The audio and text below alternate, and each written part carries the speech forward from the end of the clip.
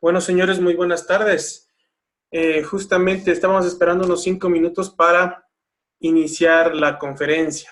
Entonces, por eso es que no comenzamos 4 en punto, estamos pocos y vamos a dar inicio justamente a la conferencia. Les voy a mostrar qué es lo que estamos trabajando aquí en el Centro de Mecatrónica y Sistemas Interactivos, qué desarrollos de investigaciones estamos haciendo, qué vamos a desarrollar el próximo año y realmente algunas ideas que ustedes puedan tener para lo que se viene en la investigación. Esta charla es más para motivarles a desarrollar sus propias ideas, más que esto sea únicamente y exclusivamente para que el víctima, o sea, objeto de algún examen, ¿sí? Entonces, voy a compartir la pantalla y vamos a iniciar.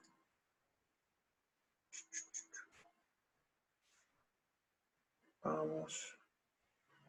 ¿De acuerdo?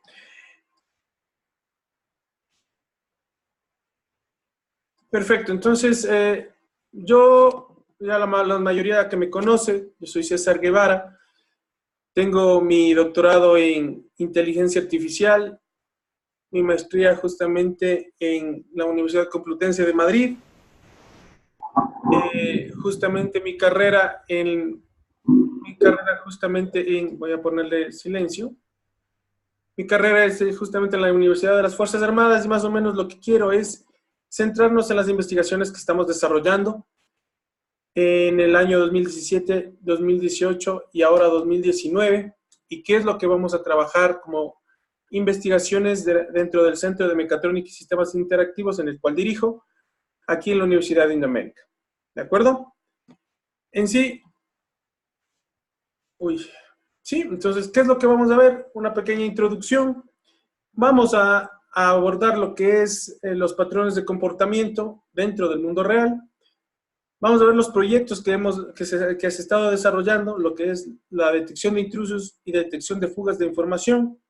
El proyecto de CEPRA, que hemos trabajado conjuntamente con la Politécnica Nacional, la Universidad de las Américas, la UDLA, la Universidad de Complutense de Madrid y la Indoamérica. El proyecto de la Policía Nacional de Patrullaje Inteligente y Predicción Delictual, y también el proyecto de lógica difusa para el manejo de drones y detección de campos agrícolas, que lo estamos trabajando con la Universidad Politécnica Estatal del Carchi. En sí, muchos de ustedes han de tener idea de lo que es un reconocimiento de patrones. Lo hemos visto mucho dentro de lo que son las aplicaciones de Google, de Snapchat, también lo de Instagram, etcétera, que reconoce cuándo somos nosotros o cuándo es algún amigo que ya tiene fotografías subidas dentro de estos sistemas. En sí, hay un proceso detrás de todo este reconocimiento facial. Se reconoce el rostro, los ojos, la boca, etcétera, un sinfín de siluetas que nosotros no solo vemos el resultado, pero detrás de ello hay un modelamiento matemático que se detecta puntos específicos de un objeto. En sí, nosotros tenemos la idea generalizada de lo que es una detección de un objeto, si es que es una mano, un objeto de la vida cotidiana, como una silla, como una mesa, y lo más conocido, lo que es la detección de la retina, si es que es la detección de huellas dactilares, también lo que es la detección de iris, es decir, la detección de todo lo que son las características del ojo, la detección de voz, de firmas y la más popular, el reconocimiento facial. En sí, hay ya sistemas embebidos que ya tienen este reconocimiento facial, pero nosotros generamos un reconocimiento específico para cada uno de los casos. Dentro de la minería de datos e inteligencia artificial tenemos un sinfín de patrones que las personas los repiten sin que ellos se den cuenta. Esto nosotros lo llamamos huella digital. En sí, como vemos, estos sistemas embebidos, los más conocidos siempre son los de reconocimiento facial o los sistemas biométricos, que detectan las huellas digitales o el rostro y también las tarjetas RFID. permiten reconocer todo un sinfín de patrones y saber cuándo ingresamos, cuándo salimos. Otros de los reconocimientos faciales, ahora qué reclamo. Otro de los reconocimientos faciales es justamente el que nosotros trabajamos con las redes sociales. Este reconocimiento facial y de comportamiento se encuentra mucho en las redes de sistemas de información. Uno de los ejemplos más impactantes es cuando nosotros tenemos un trabajo o trabajamos con los bancos. Cuando nosotros nos acercamos a una entidad bancaria, el banco sabe que cuando nosotros queremos transaccionar o utilizar una tarjeta de débito o crédito o simplemente sacar dinero, ellos utilizan ese comportamiento para saber cuándo tener dinero dentro de cada una de las agencias, cuántos clientes se acercan a esas agencias a hacer transacciones. Por ende, el banco sabe qué cantidad de dinero sacamos, cuáles son las agencias que nosotros más visitamos, y también utiliza esa información para vendernos y ejecutar cualquier promoción de las tarjetas de crédito o realizar préstamos o brindarnos esa información de préstamos y demás. ¿Sí? Entonces, las redes sociales o los sistemas que nosotros ocupamos generan mucha información y por ende nosotros terminamos siendo el producto para todos esos sistemas. Ahora, en la actualidad hay muchos dispositivos que nosotros brindamos información sin que nos demos cuenta. Es decir, cuando nosotros estamos, en este caso, como un smartphone o un sistema biométrico como es el de los relojes digitales, nosotros entregamos cualquier tipo de información, es decir, cuánto tiempo caminamos, por dónde estamos recorriendo, es decir, por qué lugar geográfico estamos recorriendo, qué actividad estamos realizando, qué calorías nosotros estamos generando y cuándo es nuestro ritmo cardíaco. Entonces, toda esta información lo proporcionamos y podemos generar un comportamiento único para cada uno de nosotros. Este comportamiento lo hacemos a veces sin pensar, ¿de acuerdo? Entonces, los sistemas todas las aplicaciones con las que nosotros interactuamos generan información. Ahora, este es un ejemplo de cómo las tarjetas de crédito están siendo utilizadas para generar información a nivel mundial. Como vemos, las tres principales son American Express, Mastercard o Visa. Siempre yo pongo el ejemplo del jeque árabe. ¿Qué pasa si nosotros queremos detectar un sistema en el cual identifique cuando se roban una tarjeta de crédito o intentan utilizar los datos de nuestra tarjeta de crédito para sacar o comprar un objeto sin autorización? Pero tenemos una particularidad de que un jeque árabe puede comprar un automóvil en Abu Dhabi y después irse a Madrid 2 días después y gastarse 50.000 euros. ¿Cómo detectamos ese comportamiento anómalo y cómo definimos qué es lo normal y qué es lo anormal? Ahí es el trabajo de la inteligencia artificial, determinar cuándo es algo normal o sumamente normal para cada una de las personas. La gran cantidad de información que se genera a través de Internet es impresionante. Por cada segundo tenemos de 3 a 4 petabytes de información que se genera a nivel mundial. Este es un mapa que se genera de todas los queries o las llamadas a las bases de datos a nivel mundial. Vemos que es una cantidad bastante alta de información que nosotros generamos a nivel mundial. Imagínense, definir cuál es un comportamiento de cada una de esas personas es un trabajo bastante enorme. Ahora, hemos llegado a un punto en que los sistemas ya brindan tal información que ya no necesitamos consultar directamente con una computadora, con un smartphone, sino ahora tenemos más aplicativos y más equipos que nos pueden brindar esa información en tiempo real. ¿Sí? Ahora hemos llegado a la era de la industria 4.0. Veamos este video bastante interesante. Firstly, innovative Industry 4.0 products largely based on 3 main focus areas. Metri's smart sensors allow for the networking of machines and devices and can be seen as the eyes and ears of the Internet of Things. The operating status of a machine is read and turned into digital data in real time, then processed by a control system further down the line. Big data gives companies. Como podemos ver, ahora la información se genera en tiempo real y ya con unas gafas de tiempo, unas gafas como las de Google, podemos identificar cuál es el estado de cada una de las herramientas, piezas, aplicando la realidad aumentada y trabajando con una gran cantidad de información llamada Big Data.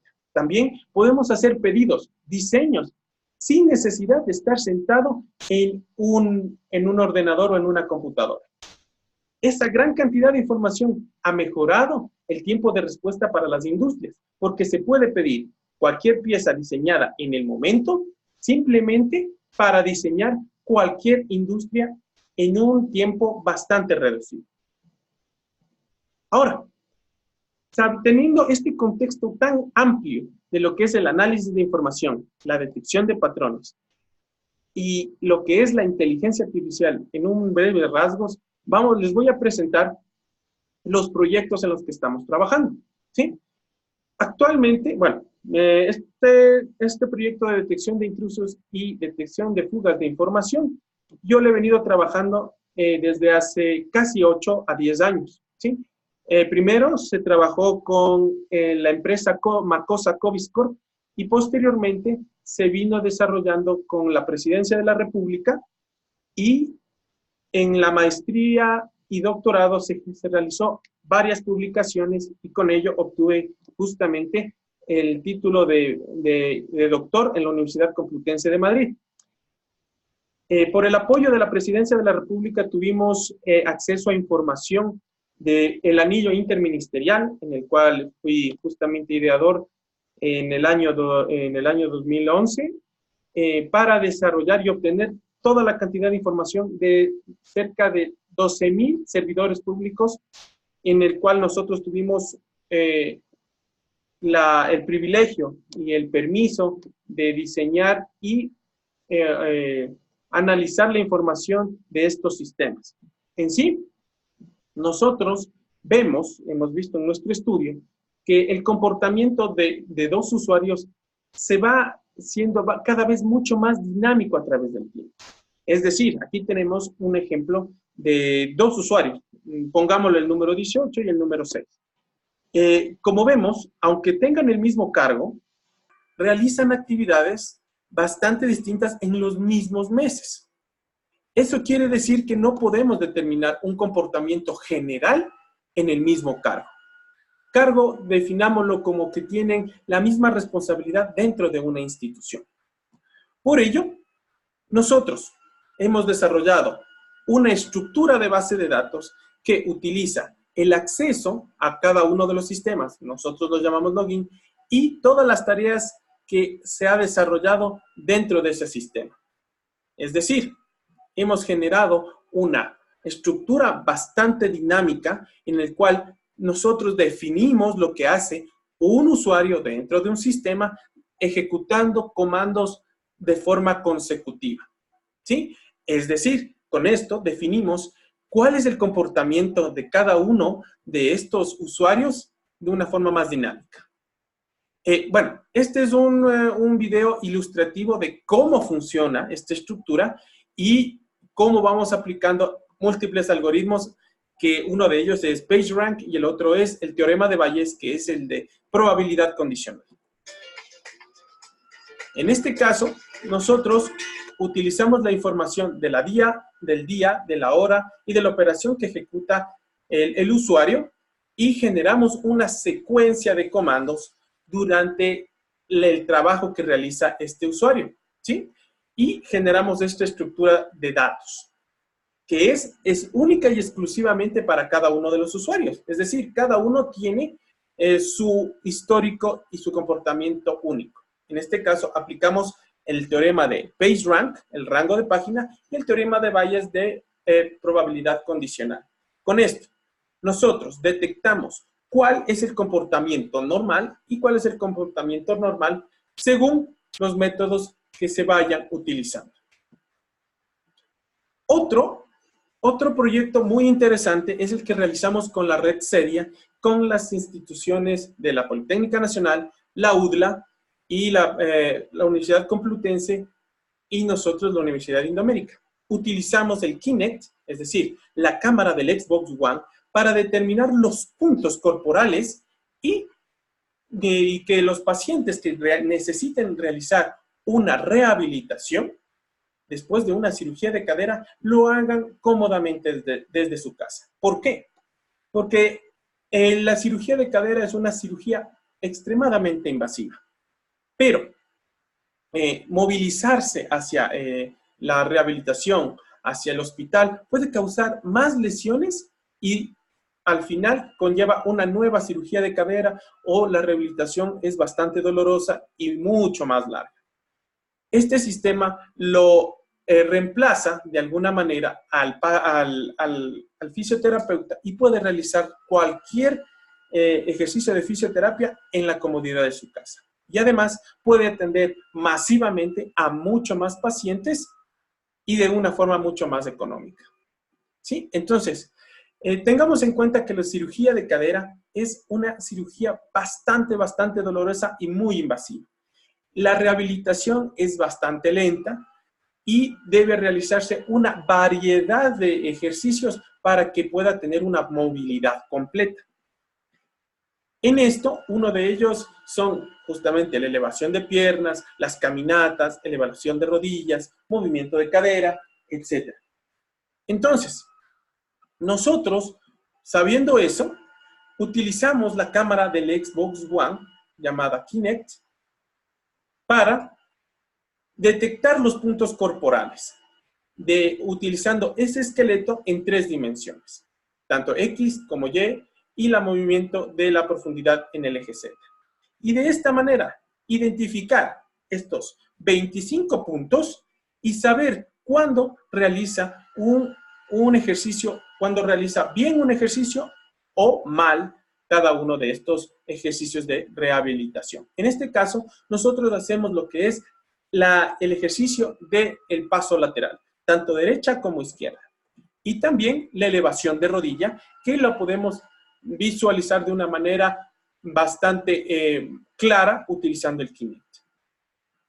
¿Qué es lo que nosotros hicimos? Detectamos el movimiento corporal aplicando el Kinect y posteriormente aplicamos una técnica llamada redes bayesianas y un modelo de sistemas clasificadores supervisados para identificar los puntos de la pierna derecha y la pierna izquierda y de esta manera detectar cuándo es correcto o incorrecto. De la misma manera, tanto para la pierna derecha como la pierna izquierda, generamos estos modelos inteligentes. También para lo que es el ejercicio de levantamiento de rodilla. Con esto evidenciamos una tasa, es decir, una precisión al ejecutar estos ejercicios bastante alta.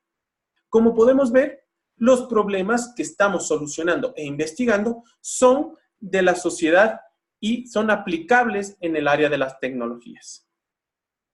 Con esta investigación nosotros realizamos un sinfín de publicaciones, tanto en el CISIS en el 2018, que hemos publicado un artículo, y justamente 5 artículos más en el Congreso HFE que se realizó en los Estados Unidos, en Orlando, Florida.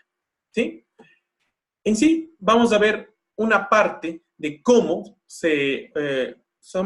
es la utilización de este sistema.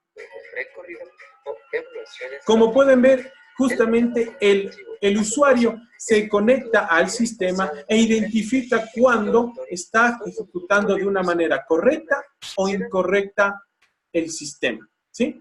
Y le va saliendo un ejemplo, un mensaje cuando lo está ejecutando mal y cuando lo está ejecutando bien. Y de esa manera nosotros podemos ir controlando la evolución de cada uno de nuestros pacientes. A muchos no han de haber escuchado justamente esta aportación de la Universidad de Indoamérica con la Policía Nacional, pero en las próximas semanas se va a hacer público tanto en las redes sociales de la Universidad de Indoamérica como también en la Policía Nacional. Este es un sistema en el cual predice dónde se va a realizar o se va a ejecutar un posible delito en el territorio nacional. Y ayuda a esta herramienta a realizar un patrullaje para evitar estos delitos. El predictor delictual nació con la idea de la Dirección Nacional de Comunicaciones, en el cual querían una plataforma bastante dinámica que les pudiese analizar toda la información que se tiene de varias fuentes de datos y saber, comprender y más o menos determinar dónde se están produciendo los delitos en territorio nacional. Y realizar un patrullaje, decirles a los agentes policiales dónde realizar este patrullaje para determinar y eliminar los posibles delitos que existan.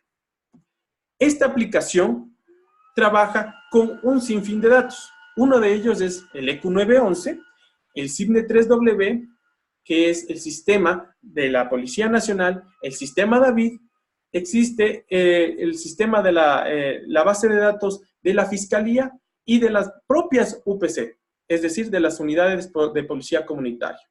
Nosotros, con este sistema, que es en tiempo real, podemos identificar con una tasa de probabilidad bastante alta dónde se va a cometer el delito. Y generamos una ruta de patrullaje bastante dinámica para prevenir todos los delitos de una forma bastante adecuada.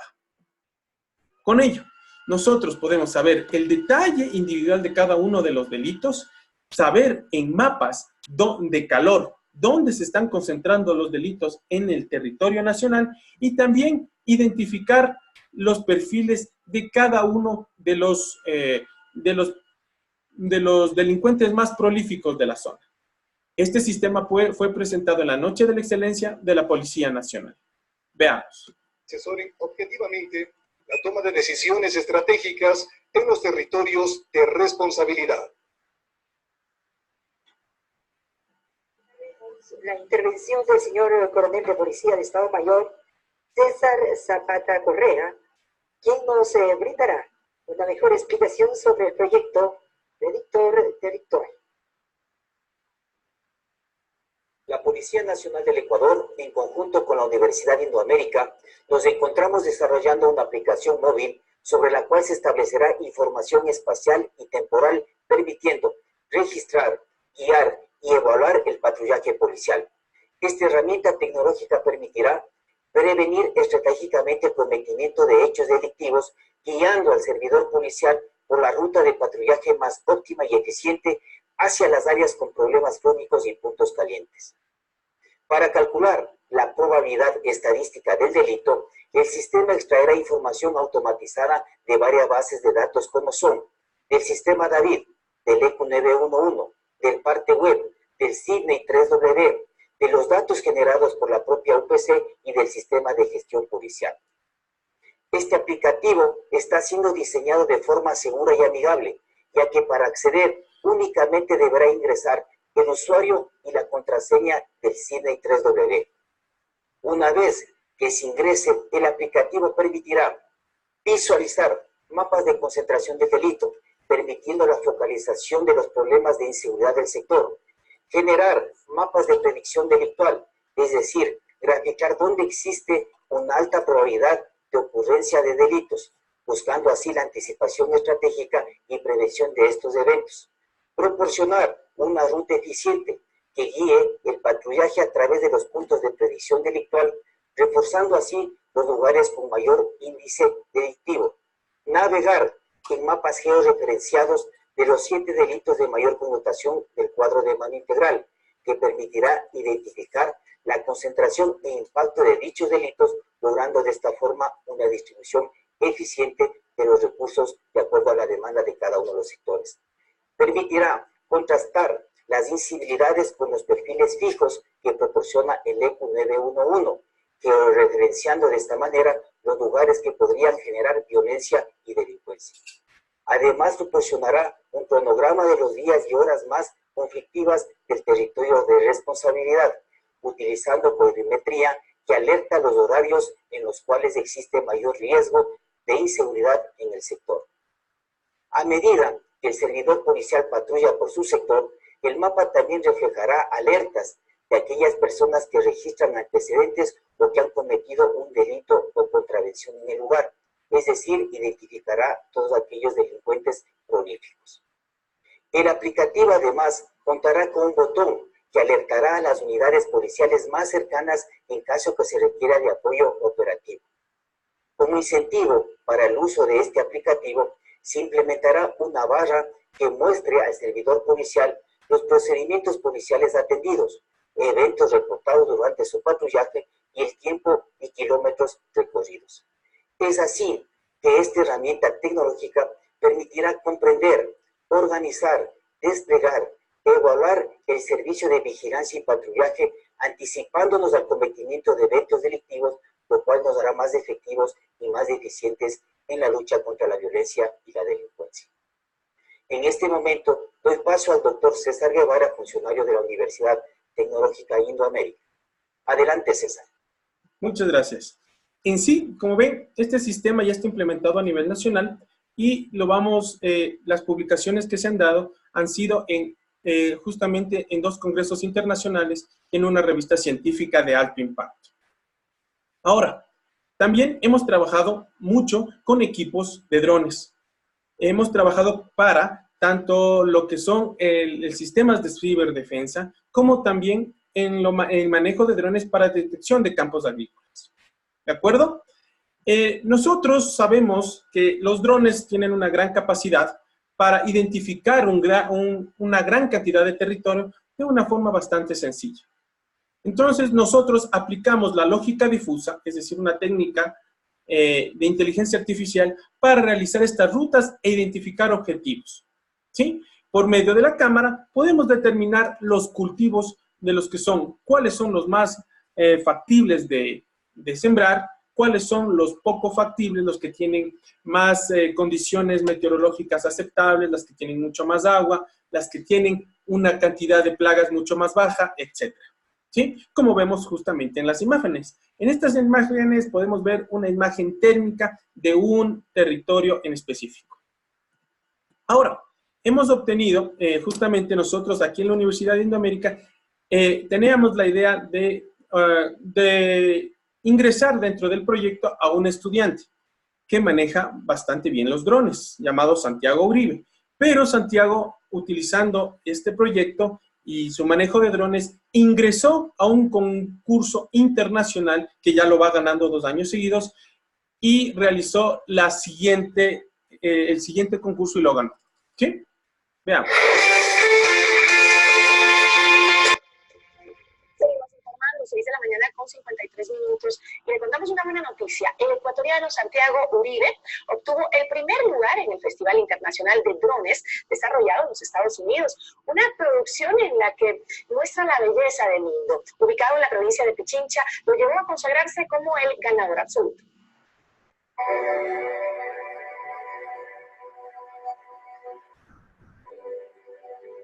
Esta es una de las maravillas naturales que se encuentra en nuestro país y que ahora es apreciada por los extranjeros, gracias a Santiago Uribe, de 27 años, quien desde otra perspectiva la mostró al mundo. Las imágenes pertenecen a la parroquia de Mindo, ubicada a solo 80 kilómetros de Quito, y que Santiago las captó con un dron dentro de su proyecto audiovisual denominado Mindo, el paraíso escondido. Yo me metí como que un poquito más adentro. Estuve haciendo alguna caminata en algunas montañas y fui a grabar también a unas escaladas.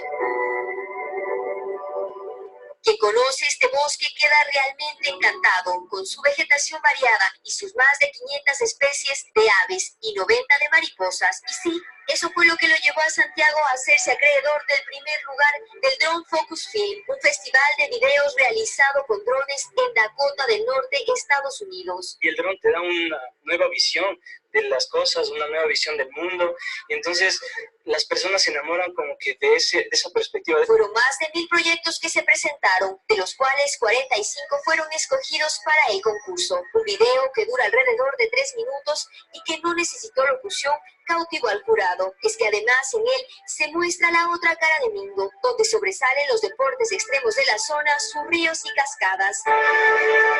Este proyecto nació desde su tesis y desde un inicio contó con el apoyo de la Universidad Indoamérica, donde hace poco se graduó. Nos da un orgullo y realmente superó nuestras expectativas, justamente de salir con el artículo científico, sino ir más allá, abrir al mundo lo que es Ecuador. Santiago estuvo a punto de no viajar a recibir el reconocimiento, ya que pocos días antes se enteró que su madre padecía cáncer, pero ella lo motivó a cumplir sus sueños. Me dice, no, tienes que viajar porque vas a ganar y no canceles nada. No. Ahora Santiago quiere continuar con este tipo de trabajos y mostrarle al mundo los diferentes paraísos que envuelven al Ecuador. Fernanda Ceballos, 24 horas.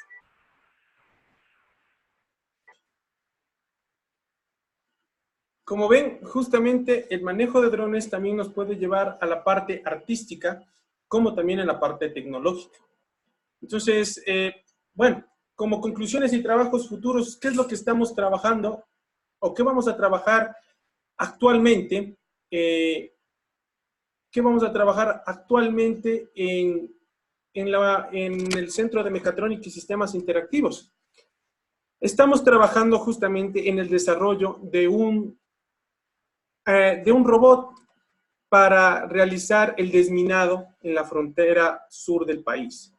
También estamos trabajando mucho en lo que son enjambre de drones para también la vigilancia de la frontera norte y mejorar todo lo que son sembríos en la provincia del Carchi. Además, trabajamos de sistemas de recomendaciones, sistemas de detección de comportamiento y existen una variedad de información que nos están solicitando múltiples prefecturas, ministerios, tanto el de defensa como el del interior, para prevenir accidentes o algunos delitos como son el tráfico de drogas y demás. En sí, también estamos trabajando en proyectos educativos. Uno de ellos también es el de Kinku, un juego de mesa inclusivo, que aplica realidad aumentada y lo estamos intentando diseñar una cueva de información para aplicar lo que son hologramas interactivos. En sí, lo que es la investigación es bastante apasionante. Esta área de la inteligencia artificial la podemos aplicar a cualquier tipo de área del conocimiento. Estamos innovando cada vez más, generando tanto como registros de software como patentes. Las patentes, recordemos, la mayoría son de máquinas, tanto electrónicas como mecánicas, y generando cada vez más soluciones para la comunidad. Si eso es lo que estamos estamos trabajando actualmente y lo que vamos a seguir trabajando del 2020 al 2024 es bastante interesante. Ahora sí, lo que habíamos venido es para que realmente haya una sinfín de preguntas, porque han de tener un montón de preguntas para hacerme, gracias por atenderme en este pequeño espacio, y cualquier duda que tengan, bienvenidos. Solo levanten la mano ahí en el aplicativo y yo les habilito el micrófono, ¿sí?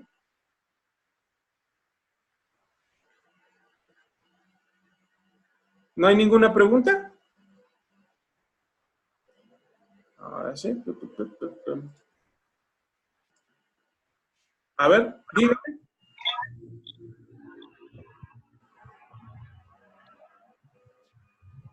Sí, ¿alguna pregunta? Perdona. Dime, Jen. Hola, ¿qué tal? Buenas tardes. Gracias, César, por compartirnos sobre tus avances en tus investigaciones. Sí, Me suena bastante... ¿Me escuchas? Hola. Sí, ya te digo, es que no me dejan dormir en la universidad, ya a veces ya no tengo ni cómo hacer tantas cosas. Dime. No, pero está súper interesante.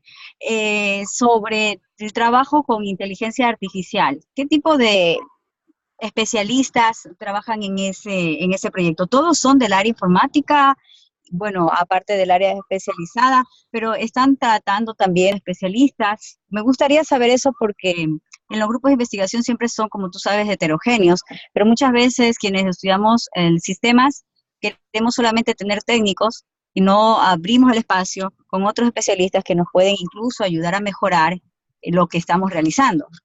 ¿Cómo están trabajando ustedes en ese caso? Bueno, como ven, nosotros estamos trabajando mucho de forma multidisciplinar. Estamos trabajando también con la Facultad de Diseño, estamos trabajando también con la Facultad de Psicología, en el caso de Kiterasi, en la Facultad de Educación. Tenemos en el Centro de Mecatrónica y Sistemas Interactivos especialistas en lo que es robótica, electrónica. Estamos también vinculados con gente de mecánica. Nosotros trabajamos de forma multidisciplinar. Por ejemplo, el proyecto de Policía Nacional, trabajamos directamente con la policía y realizamos pruebas en el campo con la Policía Nacional. Entonces, con la gente de la UPEC y con los de Agricultura hemos trabajado bastantísimo. Es más, también me faltó también nombrar el proyecto de detección de cáncer justamente en animales domésticos, que lo hemos trabajado con la Facultad de Agronomía, que en la Universidad Técnica de Machala. Entonces, es de forma multidisciplinar.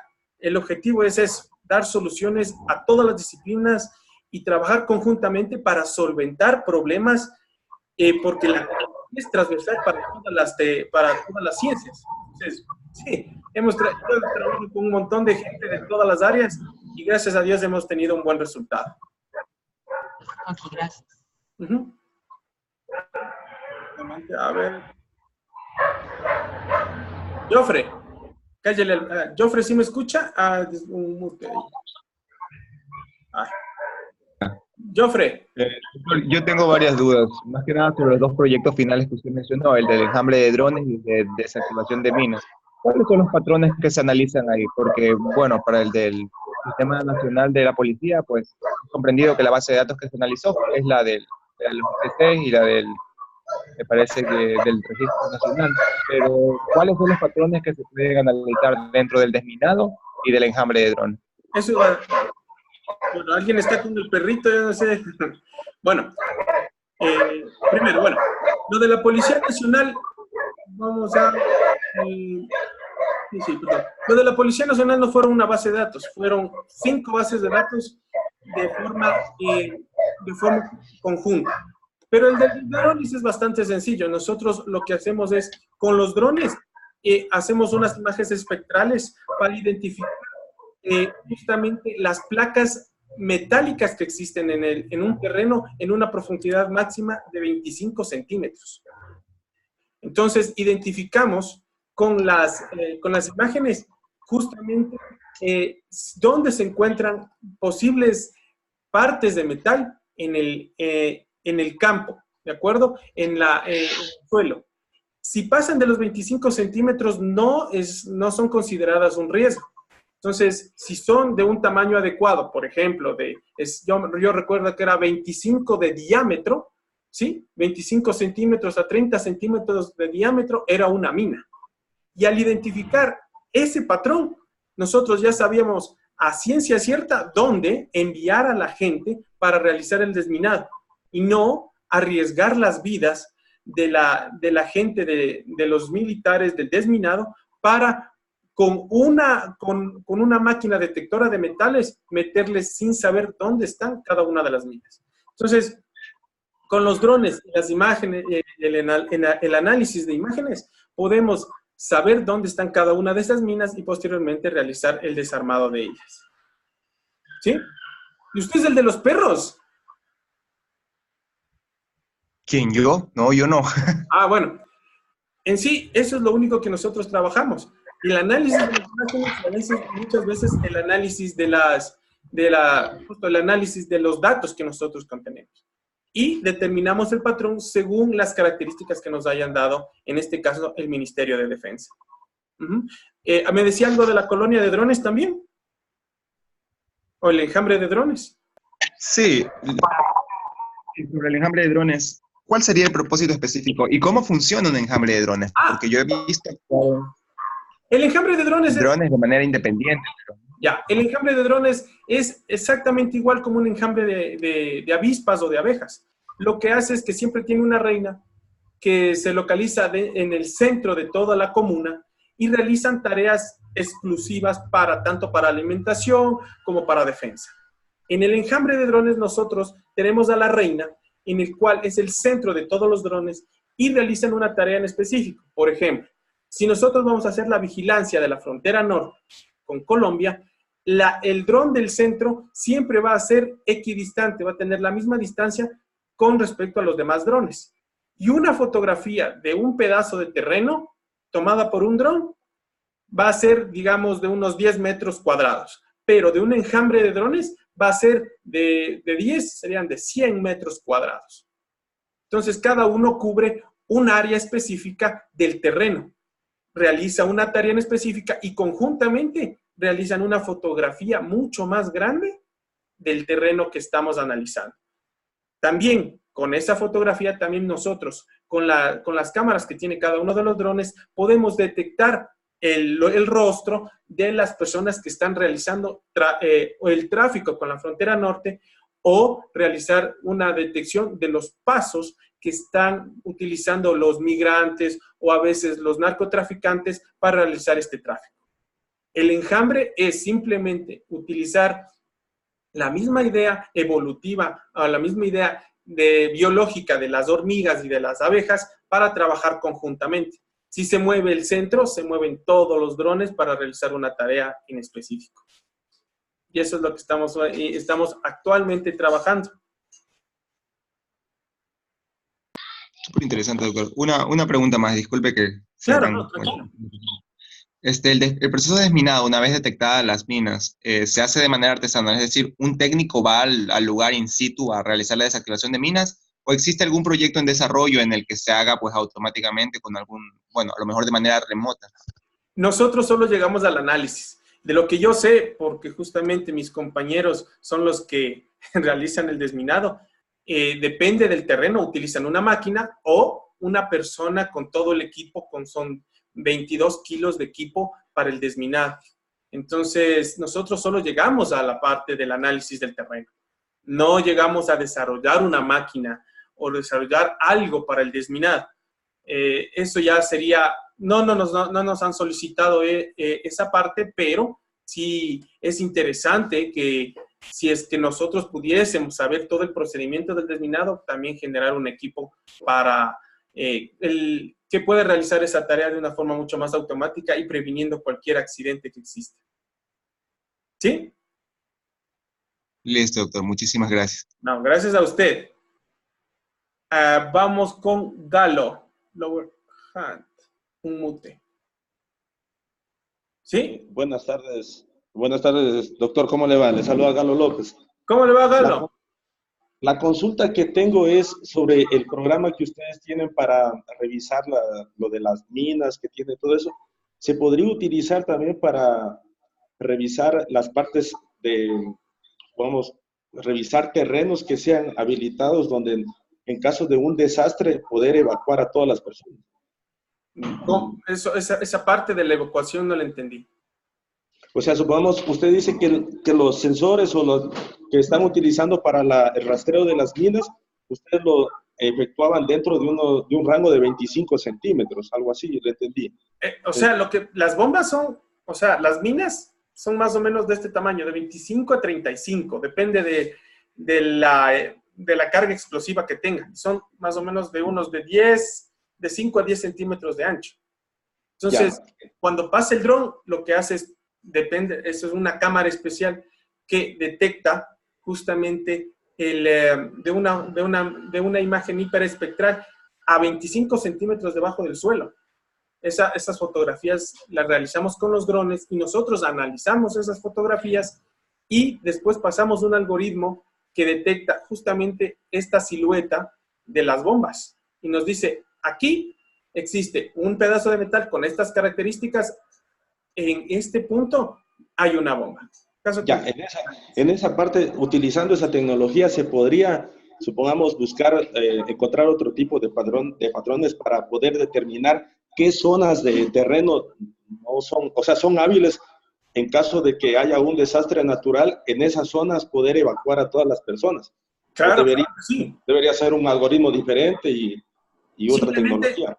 simplemente el algoritmo de detección del patrón que estamos buscando, debemos entrenarlo al algoritmo, definirlo bien el modelo y después ya detecta solo según las imágenes que se vayan ingresando. Nada más. Ya, mira, porque verá, yo en mi caso, cuando yo hice mi proyecto de tesis para graduarme de ingeniero, mi proyecto fue automatización de invernaderos. Entonces, alguna vez visitamos unos invernaderos en la ciudad de Cayambe y ahí nos decían que ellos determinaban el suelo donde estaban trabajando. Entonces, se podría hacer mediante ese mecanismo que ustedes están utilizando, la tecnología que están analizando ahora, se podría utilizar para buscar así zonas hábiles donde crear invernaderos. Claro, eso estamos trabajando justamente en el Carchi. Ah, ya. Sí, Nosotros, por ejemplo, Carchi es muy conocido por la papa y, y la leche, o sea, la leche, los quesos y demás. Entonces, justamente con la UPEC tenemos ese proyecto, ellos ponen los drones, nosotros hacemos el análisis de esa información y les decimos a los agricultores, este sector es bastante bueno para producir papa, porque tiene bastante agua. De acuerdo, la papa lo único que necesita es abundante agua y sol, nada más. Entonces, aquí planten la papa. En cambio, para las reses, para las vacas, necesitan tener justamente un terreno donde puedan pastar. Entonces, con los drones, dice, aquí tiene bastante agua y también tiene bastante vegetación. Lleven allá a pastar al ganado y punto. Pero, lógicamente, pues, todo ese, nosotros hacemos el análisis del terreno y la UPEC se encarga de hacer el análisis de agricultura y demás. Entonces, nosotros nos centramos específicamente en el análisis de la imagen. Sí, estamos trabajando con la UPEC. Ya, me parece muy interesante porque justamente el proyecto de tesis, el mío, fue en esa situación de buscar zonas hábiles donde poder crear invernaderos para la producción agrícola. Entonces, no sé, yo pienso que este proyecto también se lo podría ampliar utilizando otro tipo de tecnología más avanzada para un tema de tesis de la maestría. Eso, bueno, todo se puede hacer. Eso lo podríamos conversar ya mucho más personalmente, pero todo se puede hacer. ¿Sí? Ya, listo, profe. Muchas gracias. Perfecto, no se preocupe. Ahora sí vamos a darle a Joffre. ¿Sí me escucha? Sí, doctor. Perfecto, dígame. Una duda más, verá, en cuanto al enjambre de drones, ¿qué tipo de comunicación tiene el enjambre de drones? ¿Hacia dónde se conecta? ¿Cómo es el movimiento de los drones? ¿El movimiento de drones todavía depende de un operario del dron o se genera de manera automática? No, bueno, eso sí, sinceramente, yo he hecho todo de forma automática. Nosotros determinamos por medio de Google Maps, determinamos cuál es el polígono geográfico que vamos a analizar y les hago yo una ruta de análisis que yo la programo. Entonces le hago una ruta de análisis y el enjambre de drones toma las fotografías, cubriendo lógicamente todo el campo a ser analizado, nada más. Que sí, posteriormente se puede hacer mucho más automatizado, sí, pero la idea principal era saber determinar el polígono del terreno y que el operario le diga, seleccione los puntos donde tiene que pasar y realizar una ruta para que tome las fotografías de forma esa sí, automatizada. Tengamos en cuenta que el enjambre de drones son, en este caso lo que yo utilicé son 5 drones, que cada uno no es que lo maneja 5 personas, se maneja automáticamente. El enjambre lo que hace es mantiene un espacio de la reina a cada uno de los drones, es decir, hay un dron y dos a un lado y 2 al otro, y los motores se manejan automáticamente solos. Recordemos que un cuatrimotor o un dron tiene 4 motores que tienen que compensar el equilibrio y estar siempre horizontal, porque si un motor está mucho más rápido que otro, tiende a darse la vuelta y a caerse. Entonces, ese manejo automático de cada uno de los drones ya se utiliza lo que es la lógica difusa. para que se puedan controlar de forma automática tanto la dirección como el equilibrio de los drones. ¿Sí? ¿Quedó un poco claro? Sí, súper interesante, de hecho. Muchas gracias. Sí, eso ya les voy a pasar realmente el artículo para que lo vean, ¿sí? Byron, ¿sí me escucha? Hola. Sí, Byron, dígame. ¿Qué tal, César? Buenas tardes. ¿Cómo está? Bueno, mi pregunta va relacionada al proyecto sobre detección de intrusos y fuga de información. Uh-huh. ¿Cuál es cómo están detectando esta infiltración de intrusos a través de la red? Tal vez utilizando sniffers o el firewall. Nosotros no utilizamos ningún sistema en red. Me parece poco efectivo. Porque la fuga de información, como son lo de Panama Papers, Wikileaks, etcétera, son usuarios autorizados dentro de la institución. Es decir, digamos, en el caso de un ministro, el ministro, viceministro, secretaria del ministro, en el caso de la universidad, la decana, subdecano, rector, vicerrector, ellos tienen acceso a los sistemas y pueden sacarse cualquier tipo de información. Ahora, lo que nosotros detectamos es cuando un usuario dentro de un sistema ingresa a un sistema, ejecuta X número de tareas. Esas tareas van a llegar a una X número de información. Y esa información es bastante importante y será que justamente esa información, aunque tenga acceso el usuario, la intentará fugar, es decir, la intentará sacar o dañar o cambiar o modificar. Esa es la idea. Porque nosotros en redes no sacamos nada. Hay un estudio que ha visto que la detección de fugas de información y la detección de intrusos es en un 90% de parte de los usuarios dentro de la institución, de la organización, no de fuera.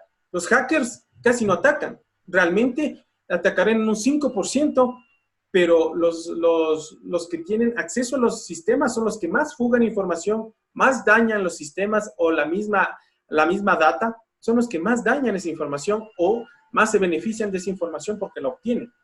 Entonces nosotros nos dedicamos a determinar el comportamiento de cada uno de los usuarios dentro de los sistemas. ¿Y cómo hacemos eso? Utilizando, por ejemplo, redes neuronales para definir el comportamiento normal de un usuario. Y si sale de eso de anormal, pues ahí bloquear todos los sistemas para que no saque información y dejarle ahí que no pueda obtener más información y lo saca del sistema. Ya, correcto. O sea, nosotros hagan de cuenta que las redes, aunque ustedes no lo crean, son muy seguras, pero los sistemas, sus principales enemigos son los usuarios dentro de sus instituciones, porque ellos son los que dañan la información, modifican la información y filtran la información. Tengamos en cuenta que la información es lo más valioso para una empresa, tanto pública como privada. Excelente, porque claro, con un firewall uno podría controlar accesos de puertos y todo eso, pero lo que usted indica realmente es lo que se necesita. Identificar claro. Imagínense, yo les digo, y no solo es culpa de la gente que tiene los accesos. Imagínense el nivel de seguridad que se tiene ahora. Usted puede hacer un sistema fantástico de seguridad, poner un firewall, poner un token. ¿Qué saca usted si el usuario pone usuario y clave escritos con un post-it, con un papelito en la pantalla de la computadora? Su sistema se vino abajo, no sirvió para nada. ¿Qué pasa si es que le deja abierto y sin ninguna clave a la computadora? ¿De qué ha servido su sistema de seguridad? Pero en cambio, su huella informática, es decir, su comportamiento dentro de los sistemas es único. Y nadie podrá repetir o emular su comportamiento porque ni usted mismo es consciente de lo que hace. Ok, gracias. Ya, perfecto. A ver, vamos, ¿dónde está Byron?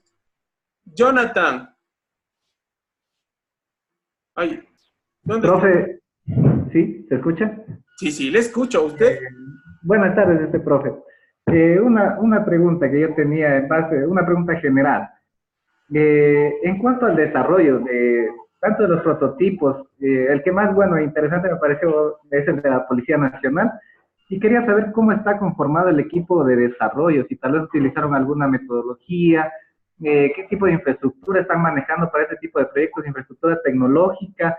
¿Es este software mantenible? Es decir, que, por ejemplo, pueda incluirse nuevos colaboradores, es el software escalable, y cómo ustedes, como Universidad de Indoamérica o como promotores que ahora llevan la bandera, garantizan la continuidad de estos proyectos. Eso sí me interesaría saber, o sea, cómo, hasta ahora está genial.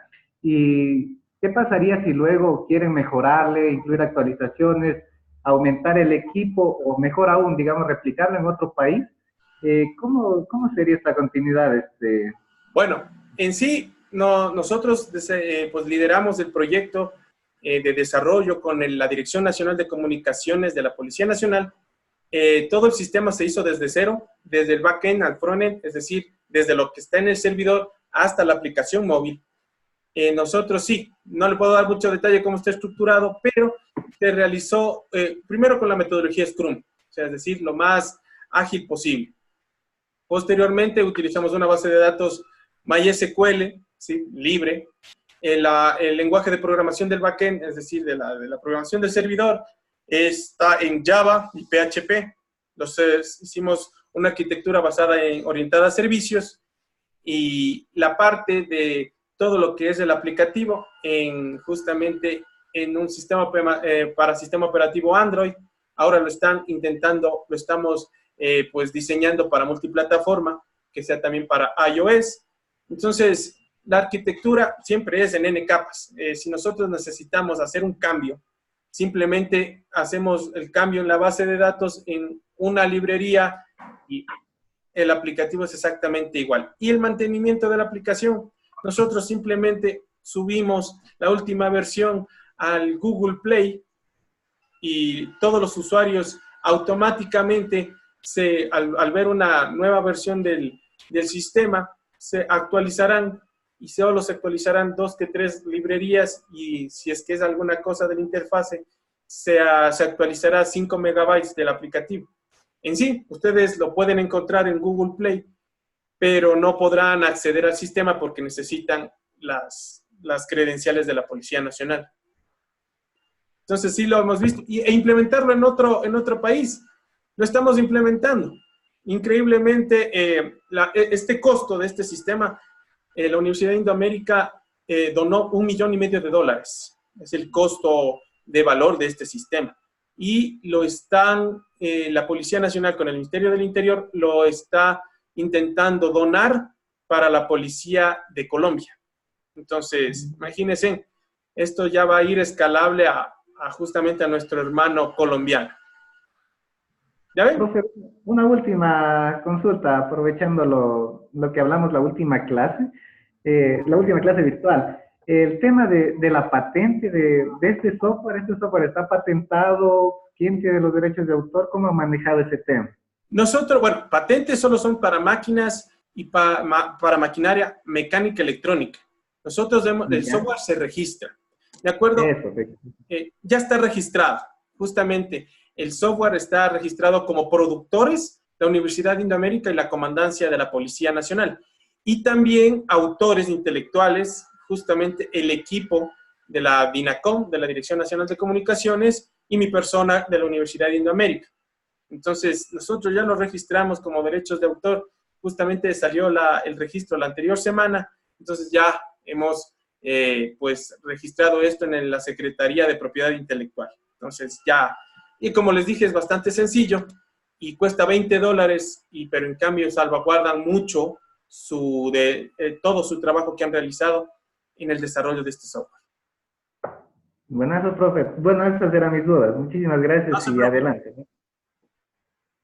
Dime, Jen, ¿en qué te puedo ayudar? Tenía una consulta sobre cómo estás controlando la seguridad de la información en el software, sobre todo en el de la Policía Nacional. ¿Tienes acceso a bases de datos porque no cualquiera tiene acceso. Y Sí, yo sé. ¿Por qué crees que me siguen los policías a mí?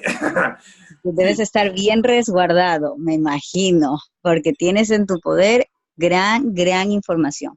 ¿Cómo haces para controlar el acceso? ¿Qué tipo de algoritmos para cifrado de información estás utilizando?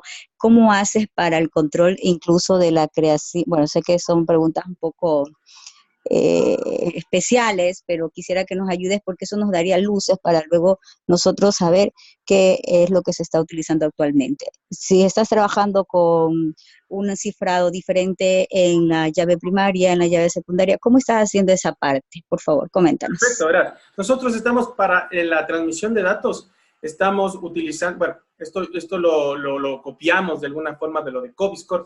Hacemos transacciones es máximo 10K, ¿ven? 10K bytes por cada transacción. Entonces, es decir, nuestro aplicativo consume menos datos que WhatsApp, en primera. Entonces, ¿por qué lo pusieron a ese máximo? Porque realmente la transacción no necesita ser tan amplia, sino es que nos dé puntos, es decir, un vector. Nos tiene que dar un vector de coordenadas y los puntos donde son más frecuentes los delitos. Entonces, con los puntos también podemos generar la ruta de patrullaje inteligente. Entonces, no tenemos que bajarnos toda la información de la base de datos, sino un arreglo de, digamos, de 20, 30 puntos, nada más. Entonces, la transacción entre el aplicativo y el servidor es de 10K. Entonces, es sumamente bajo. Es más, WhatsApp utiliza cerca de 800, creo que son 150 o 200K por cada mensaje. Es decir, poner hola son 200K. Entonces, a ese mensaje nosotros lo ciframos con SHA-256. Entonces, nosotros y bueno, eso ya es un poco más de propiedad, ¿no? Entonces, es decir, nos ciframos al servidor con SHA y de ahí nosotros lo ciframos con el SHA-256 y enviamos los datos al servidor. Ahí se desencriptan porque cada uno de los usuarios tiene su clave, cada uno de los agentes policiales tiene su clave para ingresar al sistema. Entonces, al enviar el mensaje se desencripta con la clave única de cada uno de los policías, de los agentes policiales, y la transmisión es bastante segura. Como escucharon a Jorge en la intervención de criptografía, se puede descifrar o desencriptar todo, solo teniendo un buen equipo de desencriptación. Entonces, pero es hasta ahora lo más seguro. Y además, el mensaje, al momento de ser enviado, no se envía completo. Le dividimos en 10 partes y cada una de las partes llega de diferente forma al servidor. Entonces, nosotros transmitimos de 10, cada kbyte lo dividimos y llega desordenado al servidor y en el servidor lo reordena.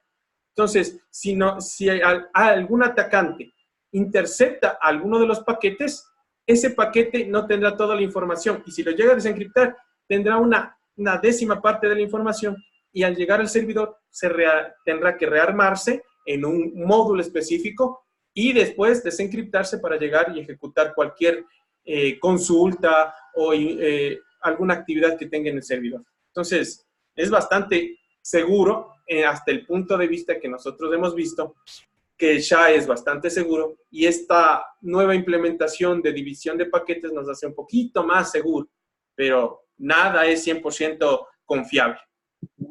Vulnerable.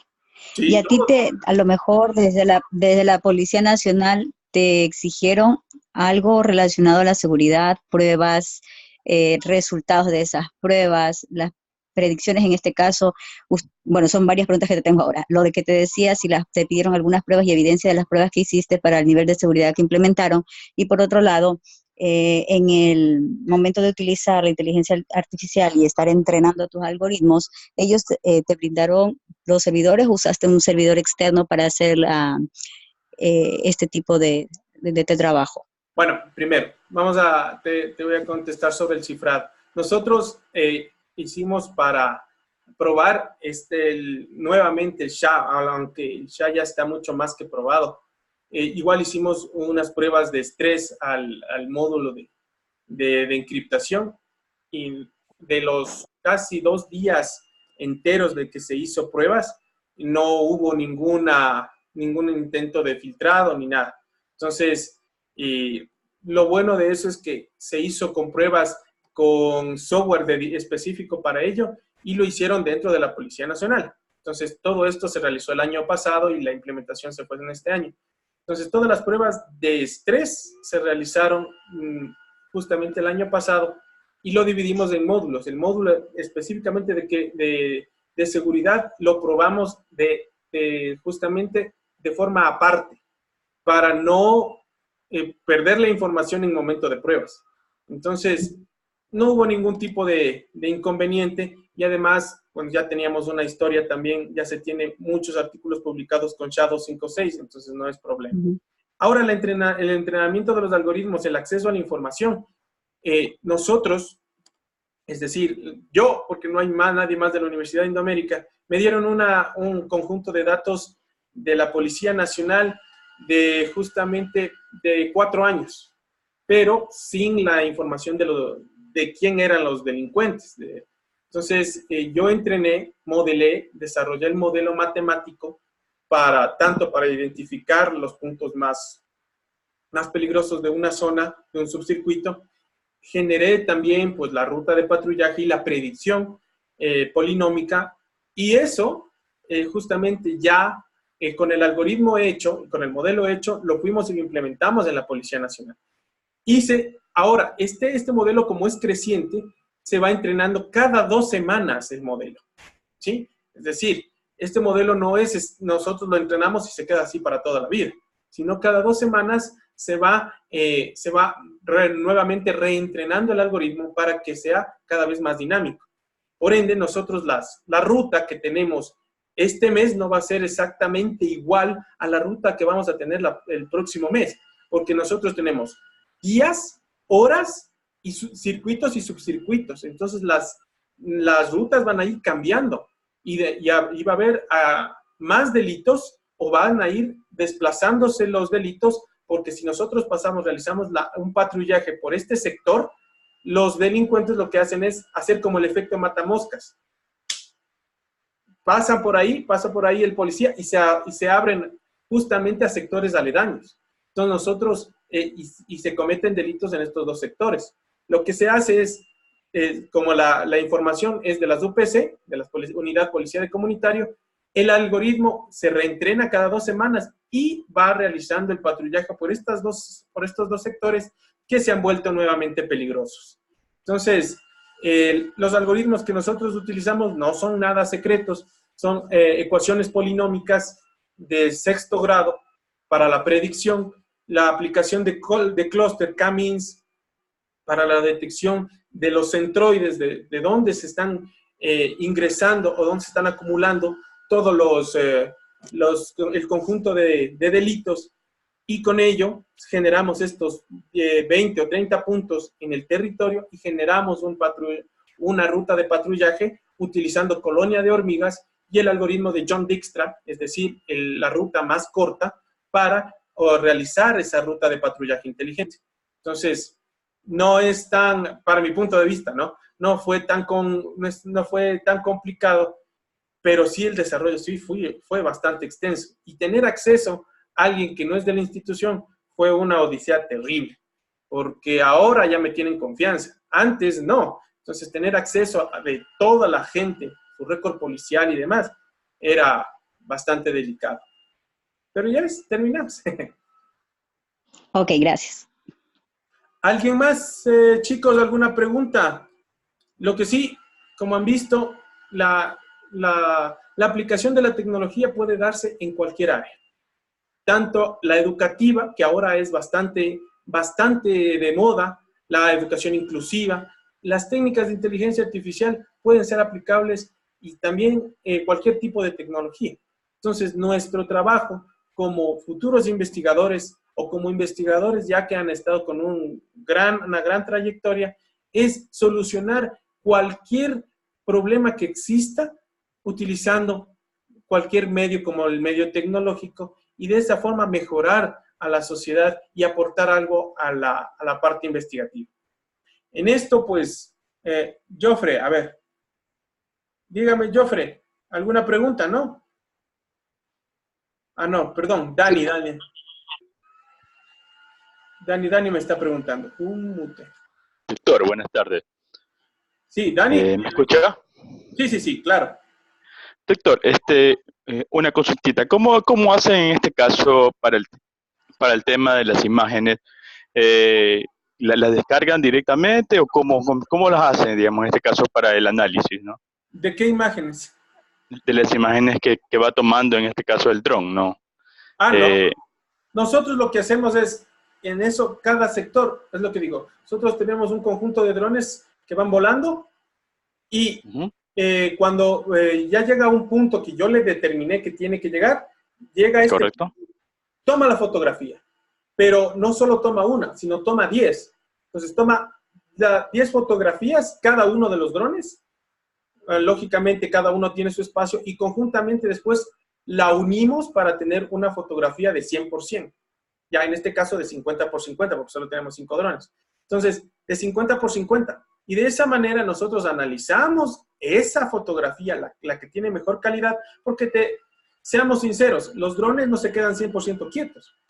Si no tuviéramos viento ni demás. Entonces, lo que nosotros es, con estas 10 imágenes, preprocesamos, generamos, le pasamos a una escala, para lo que es la detección de objetos, pasamos a una escala de filtros según una escala de calor, una escala de profundidad, etc. Entonces, y magnificamos los detalles de cada una de las formas que estamos buscando. ¿De acuerdo? Entonces, generamos un filtro de aumento de características para, generar más las formas de los objetos que estamos buscando, y esa imagen, lo que hacemos posteriormente es utilizar un algoritmo de detección de objetos. Entonces nosotros a este algoritmo de detección de objetos lo entrenamos, que es una red bayesiana, entrenamos con los objetos que estamos buscando y nos lo detecta. Al momento de detectar una parte de la imagen que coincida con el objeto que estamos buscando, marcamos el punto donde se encuentra, digamos en este caso, la mina. ¿Sí? Y nosotros generamos con esa latitud y longitud dónde se ubica ese objeto y generamos un mapa donde diga, en este punto hay una mina. En este otro punto hay otra mina. Y con los datos para que los de detección de minas puedan recorrer de una forma mucho más segura para hacer el proceso de desminado.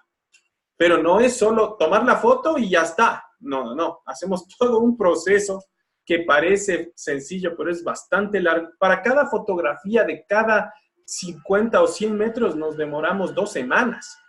¿De acuerdo? Porque hacemos un filtrado o hacemos un preprocesamiento de cada una de las imágenes. Y después generamos un informe con todo, un mapa con toda la ubicación de cada uno de los objetos.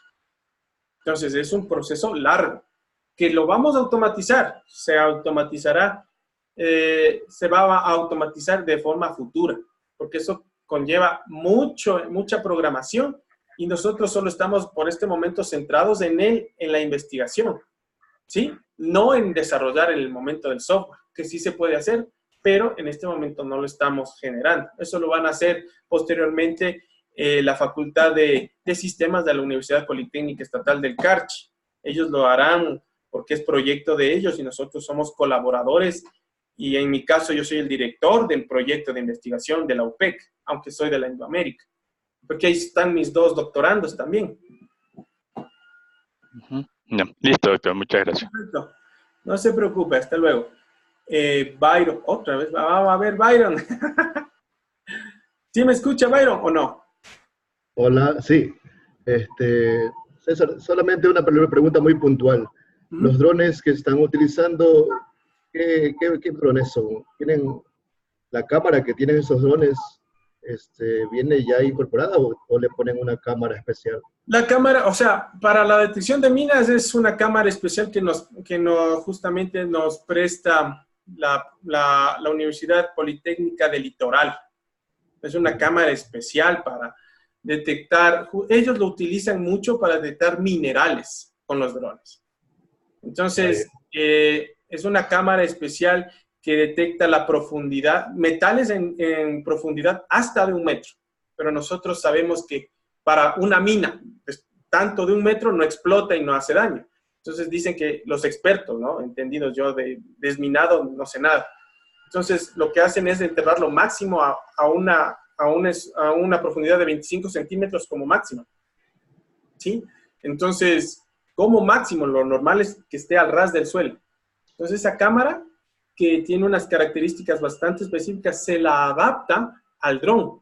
Entonces el dron es un dron específico, un Spark, no es el auto, no. Es un dron Spark, justamente es una cámara que pesa 400 gramos, es un adaptador para la cámara, y cada una de esas cámaras pues pesa 400 gramos, entonces desnivela mucho al dron. Entonces a mí no me la presta, la presta la Politécnica Estatal del Carchi, y ellos son los que realizan el sobrevuelo. Yo hice solo parte de la programación y el modelo difuso para que puedan los drones estar totalmente rectos al tomar la fotografía y nada más. Entonces, el análisis de las imágenes conjuntamente hacemos con Jairo y con Marco, o Jairo Hidalgo y Marco Yandún. Entonces, no sé si están por aquí. No están. Yo creí que sí iban a estar. Entonces, ellos realizan esa tarea y después analizamos la información. ¿Qué procedencia es esta marca Spark? No le entendí. ¿Perdón? ¿De qué procedencia es Spark? Esta marca del dron. Ni idea. O sea, esos son los drones que tiene la Politécnica Estatal del Carchi, la UPEC.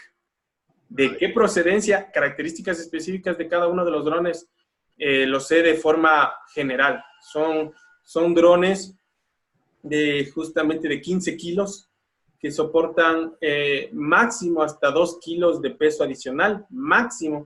Con 400 gramos se desnivela muchísimo. Entonces, es una tarea, a mí no me...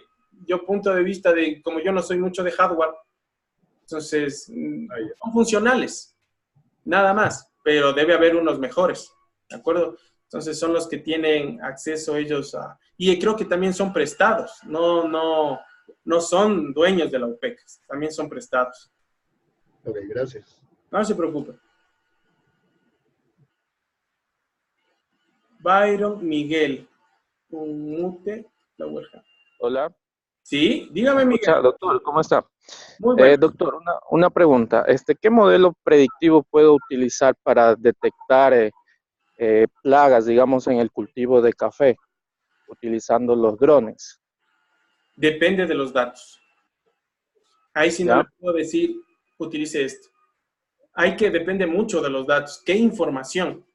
Porque... O sea, en este caso sería pues las imágenes que se va a tomar con el dron a las hojas, porque son a las hojas donde se infectan. Ya, pero predictivo, ¿cómo predice con una imagen? Tendría que tomar, imagínese, una serie de imágenes durante un tiempo mínimo, unos 2 años, todos los días, para predecir qué es lo que va a suceder con la planta, sea de café, de lo que sea. La información es lo que, en la predicción, es muy necesario la información que se ingresa. Entonces, y ahí usted... Entonces, si ya tiene la base de datos. Igual, o sea, lo mínimo, mientras más información se tenga, mejor va a ser la predicción. Y hay que analizar cada uno de los casos. Porque, por ejemplo, si tenemos predicción multivariable, tenemos múltiple información. Nosotros lo que hacemos es, si es que es información numérica, es mejor, por ejemplo, redes neuronales. Si es información mucho más pues de texto alfanumérica, redes bayesianas. Si es más, por ejemplo, de predicción según qué es lo que pase aquí de una tarea X a una tarea Y va a ir evolucionando cada vez más. Puede ser una red oculta de Markov o una red oculta de Markov o redes de Markov. Entonces, podemos aplicar sin fin de técnicas, pero hay que analizar mucho el caso. Entonces, cada uno de los datos se analiza bastante bien. No hay una técnica que me diga, no, esta es perfecta para todo. No. Hay que realmente analizar cada información, la base de datos que se tiene, y ver qué información se obtiene, porque nosotros podemos tener 400 variables, y al final nos sirven 7. El resto a la basura, no sirve para nada. Entonces, este procesamiento de información nos dice, es como lo vimos en clase, podemos tener 50 y al final nos sirven 3. Que para nuestro estudio no sirve nada más. ¿Sí? Sí. Ya, entonces no solamente estaríamos utilizando las imágenes, sino también podríamos utilizar otro tipo de recopilación de datos. En este caso sería también sensores para determinar el clima, ¿no es cierto? Donde el hongo se puede desarrollar favorablemente, y de eso pues, poder sacar una buena base de datos para poder trabajar. ¿No es así? Sí. Por ende, tenemos que analizar, por ejemplo, con imágenes nosotros podemos saber el estado actual, y para hacer una predicción mínimo, yo como digo, predicción de todo de lo que hemos estado trabajando, mínimo de 2 años, todos los días. Entonces, si usted va a utilizar imágenes para la predicción, ya sabe, mínimo 2 años, todos los días. Imágenes durante todos los días. Si usted va a saber, si tiene información más como números o información mucho más cruda, es mucho más fácil hacer una predicción. Entonces, pero con imágenes es necesario tener, no una imagen un mes y después al otro mes, porque se ve cambios drásticos, muchísimo en las imágenes. Entonces, la hoja no se va a mantener, por ejemplo, la hoja del café no se va a mantener siempre así. Va a estar así, va a estar así, va a estar así, va a estar... Así es. Exacto. Dura todos los días una fotografía durante 2 años. Entonces, hay que analizar bien el caso, no solo decir voy a utilizar drones y para la predicción. Hay que analizar bien el caso, si nosotros podemos, más bien, cómo va a ser información cruda de cuántos, por ejemplo, cuánto de todo el territorio está siendo afectado, y sacar información de forma manual, o de los agricultores, de la producción. Entonces, hay que analizar cada uno de los casos bastante bien antes de realizar una aplicación de una técnica o de un algoritmo, etc. Hay que analizar bastantísimo, hay que estudiar bastante y hay que leer muchísimo antes de coger y lanzarse al ruedo. ¿Sí? Ya, listo, doctor. Muy amable. Súper. ¿Alguna otra pregunta más? Bueno, con todo, estamos grabando, ya lo voy a poner en la plataforma. Yo lo que sí, mi objetivo siempre es motivarles a investigar. Investigar es una de las cosas más interesantes del mundo. ¿Por qué? Porque pueden hacer lo que les gusta, pueden generar más conocimiento, pueden publicar, es decir, poner todo esto en un congreso, en un artículo, para ponerlo en una revista o en un congreso. Y esto después pueden hacerse ustedes los gurús o los sabios, es decir, como yo les digo, los gurús de su área de trabajo, en este caso de su área de investigación. Y posteriormente esto va a motivar a desarrollar un software, a desarrollar una plataforma, una metodología o algún algoritmo.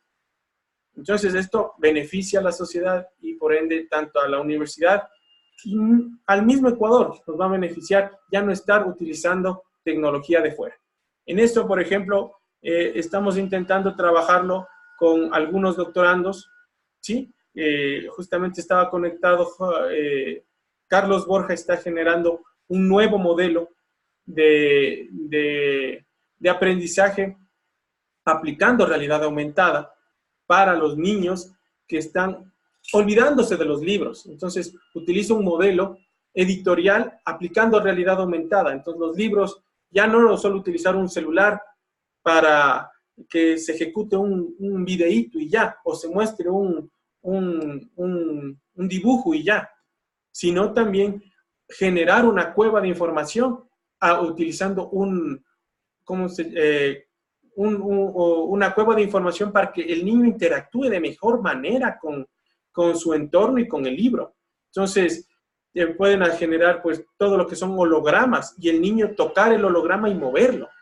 Entonces, ese modelo lo estamos generando en Ecuador. También aplicaciones de aprendizaje para niños con síndrome de Down, como vieron con Kiterasi, existe juegos de mesa inclusivo para las personas no videntes. Hay un sinfín de problemas. Ecuador es una mina que ustedes pueden explotar para generar investigación. La mayoría de investigaciones son en el campo biológico, pero en el tecnológico, en múltiples áreas, aún no hemos desarrollado casi nada. Entonces, si no existe ninguna pregunta más, espero que les haya gustado y espero que haya una pregunta por chat. Para el sistema de la política decimal, utilizó Dijkstra en las rutas. ¿Por qué usó MySQL y no Postgres? Eso es más, utilicé John Dijkstra porque es el algoritmo de la ruta más corta. Y el enjambre de drones para optimizar la ruta. ¿Y por qué utilicé MySQL y no Postgres? Porque la DINACOM, la Dirección Nacional de Comunicaciones, tiene MySQL. Y, como ustedes sabrán, el decreto 1014 del señor presidente Rafael Correa obliga a las instituciones públicas a utilizar software libre. Y no es buena idea leer el decreto 1014 porque ahí aparezco yo como incentivador de la ley. Entonces, tuve culpa en eso también. Hay mucha culpa mía en el decreto. ¿Alguna pregunta más? Y aunque ustedes no lo crean, el software libre es mucho mejor que cualquier otro software, aunque sea el privativo, porque no pagan licencia y ustedes pueden crear de nada con ese software y generar cada vez más aportaciones al lenguaje. ¿Sí? ¿Alguna pregunta más? Buenas tardes, ¿No? ingeniero. Uy, ¿quién me está hablando? Mocha, Giovanni Mocha. ¿Qué dice, señor Mocha? Dígame. Buenas tardes, compañero. No le escucho. Bueno, ya que estamos hablando un poquito del tema de los drones. Ya que estábamos hablando un poquito del tema de los drones, me gustaría saber si usted tiene conocimiento de que si existe algún ente que esté regulando, ya que los drones son utilizados, obviamente, de manera positiva, pero también hay personas que la están utilizando o manipulando para cosas negativas. Y la pregunta va, si usted conoce de algún ente que actualmente esté regulando aquí en el Ecuador ese tipo de cosas. No. Yo también hice la pregunta a la Dirección de Aviación Civil y me dicen que no hay normativa para ello. Entonces los drones no están normados. La falla. Sí me fui a preguntar por si acaso, porque después me creen narcotraficante cuando uno está ahí, imagínense en el Tulcán, el pobre César Guevara ahí con un conjunto de drones en medio del campo. Entonces vengan y viene la policía, que aunque ya son amigos, viene la policía, ¿usted qué está haciendo? Y me llevan preso. Entonces, al final fui a la Dirección de Aviación Civil y me dijeron que no había ninguna normativa para ello. Es más, el Ministerio de Defensa, las Fuerzas Armadas están luchando para que haya eso. Pero nada más. ¿Alguna otra pregunta? ¿Sí? Bueno, entonces con esto les recuerdo. Ay, Dios mío, ¿qué pasó? Todo claro. El día de mañana vamos a tener la conferencia de Hugo Arias Flores, porque el día de hoy no pudo.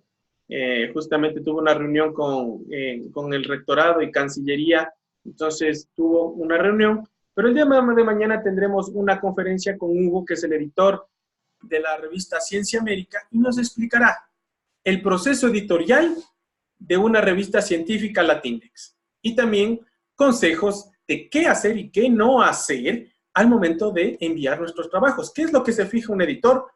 ¿Cómo es el proceso? ¿Qué es un par evaluador? ¿Qué es lo que ve? ¿Por qué rechaza? ¿Por qué acepta? ¿Y cuánto tiempo se demora? Todo eso lo veremos mañana de 4 a 5 de la tarde, justamente con el Hugo, que mañana vamos a tener esa conferencia. ¿Sí? Ha sido un placer, señores, y nos vemos el día de mañana. Ya les voy a poner justamente la reunión por el medio de Zoom para poder grabarlo, y en la noche ya tendrán esta conferencia en el YouTube. Ha sido un placer y nos vemos mañana. Hasta luego.